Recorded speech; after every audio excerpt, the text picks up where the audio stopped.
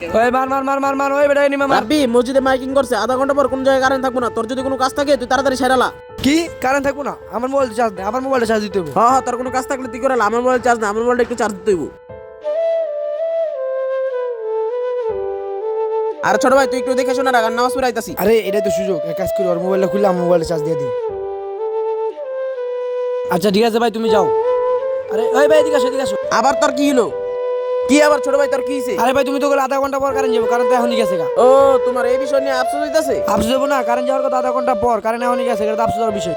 আরে ছোট ভাই তুই তো আরেকটা জিনিস নিয়ে কখনো আফসোস করস না? আরে ভাই কোন বিষয় যেটা নিয়ে আমি আফসোস করি না? আরে ভাই কারেন্ট গেছে, আধা ঘন্টা সময় নিয়ে গেছে, যখন মৃত্যুর ফেরেশতা আসবে তখন কিন্তু 1 মিনিটও সময় নেবে না। আরে ছোট ভাই মৃত্যু কখনো বইলে আসে না, সময় পাইলে নামাজটা পড়া নিস। আরে ভাই তুমি তো ঠিকই বলছো, আমি এটা কখনো ভাইবা দেখিনি। আচ্ছা ঠিক আছে ছোট ভাই তুই থাক, আমি নামাজ পড়ে আসি। মৃত্যুকে সবসময় স্মরণ করুন। আমাদের ভিডিও ভালো লাগলে চ্যানেলটিকে সাবস্ক্রাইব করে যাবেন।